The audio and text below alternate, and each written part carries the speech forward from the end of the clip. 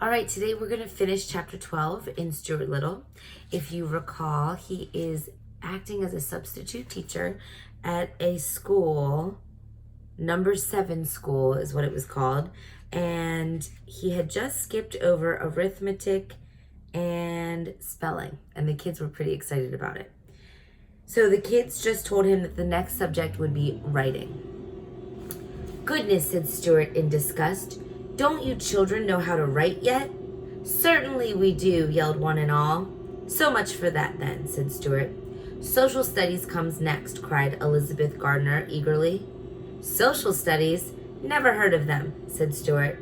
"Instead of taking up any special subject this morning, why wouldn't it be a good idea if we just talked about something?" The scholars glanced around at each other in expectancy. "Could we talk about the way it feels to hold a snake in your hand and then it winds itself around your wrist?"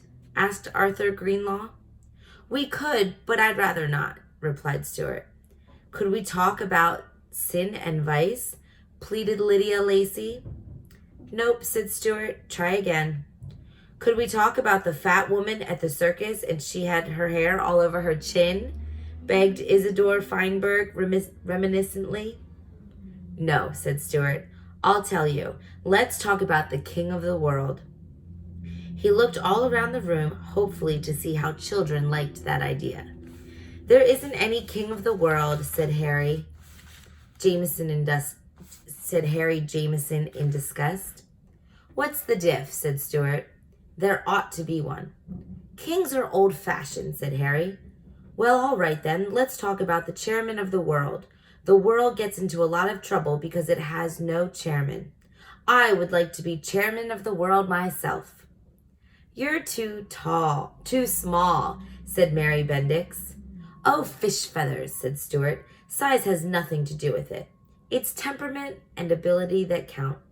The chairman has to have ability, and he must know what's important. How many of you know what's important?" Up went all the hands. "Very good," said Stuart, cocking one leg across the other and shoving his hands in the pockets of his jacket. "Henry Rackmeyer, you tell us what is important." A shaft of sunlight at the end of a dark afternoon, a note in music, and the way the back of a baby's neck smells if its mother keeps it tidy, answered Henry. "Correct," said Stuart. "Those are the important things. You forgot one thing, though. Mary Bendix, what did Henry Rackmeyer forget?" "He forgot ice cream with chocolate sauce on it," said Mary quickly. "Exactly," said Stuart. "Ice cream is important. Well, now, if I'm going to be chairman of the world this morning, we've got to have some rules. Otherwise, it will be too confusing with everyone running every which way and helping himself to things and nobody behaving. We've got to have some laws if we're going to play this game. Can anybody suggest any good laws for the world?" Albert Fernstrom raised his hand.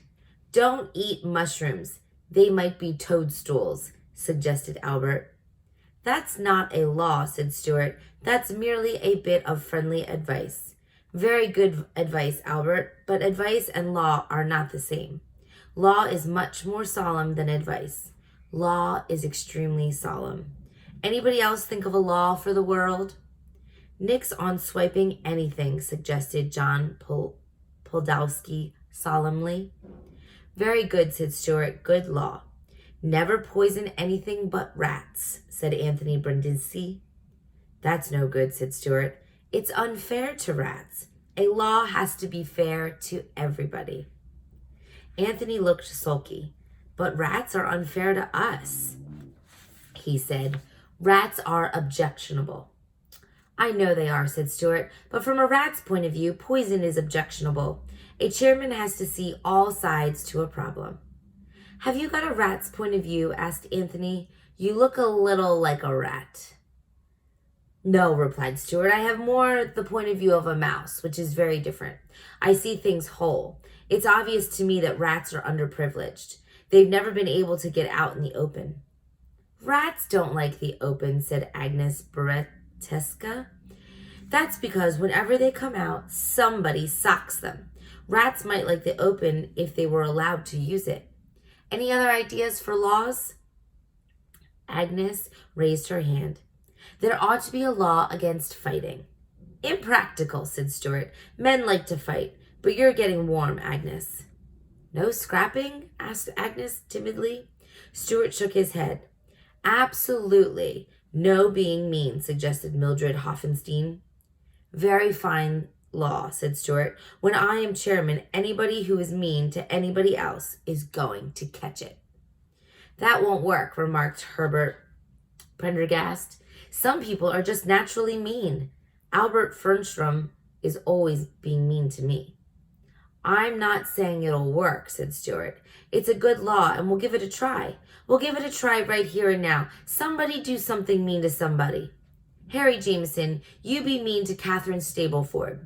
Wait a minute now. What's that you've got in your hand, Catherine?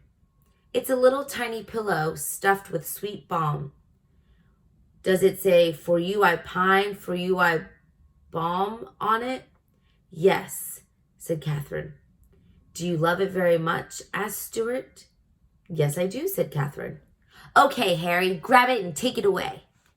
Harry ran over to where Catherine sat, grabbed the little pillow from her hand, and ran back to his seat, while Catherine screamed.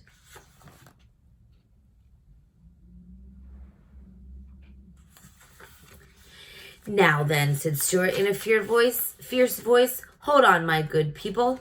While your chairman consults the book of rules, he pretended to thumb through a book. Here we are, page 492. Absolutely no being mean. Page 560. Nix on swiping anything. Harry Jameson has broken 2 laws. The laws against being mean and the law against swiping. Let's get Harry and set him back before he becomes so mean, people will hardly recognize him anymore. Come on. Stuart ran for the yardstick and slid down like a fireman coming down a pole in a firehouse. He ran over toward Harry, and the other children jumped up from their seats and raced up and down the aisles and crowded around Harry while Stuart demanded that he give up the little pillow. Harry looked frightened, although he knew it was just a test. He gave Catherine the pillow. There, it worked pretty well, said Stuart. No being mean is a perfectly good law.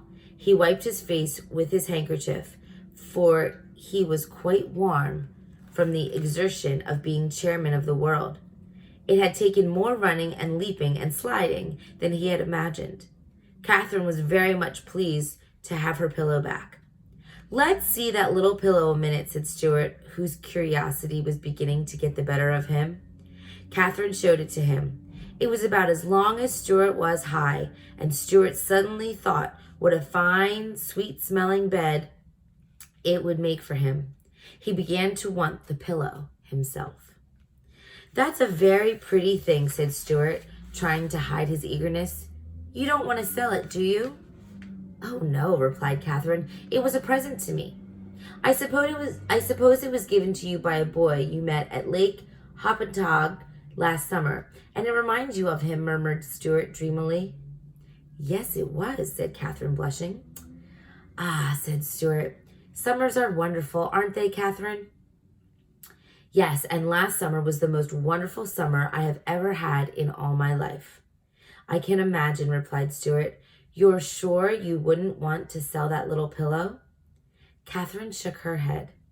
Don't know as I blame you, replied Stuart quietly. Summertime is important. It's like a shaft of sunlight. Or a note in music, said Elizabeth. Or the way the back of a baby's neck smells if its mother keeps it tidy, said Marilyn. Stuart sighed. Never forget your summer times, my dears, he said. Well, I've got to get going. It's been a pleasure to know you all. Class is dismissed. Stuart strode rapidly to the door, climbed into the car, and with a final wave of the hand, drove off in a northerly direction, while the children raced alongside and screamed, Goodbye, goodbye, goodbye. They all wished they could have a substitute every day instead of Miss Gunderson.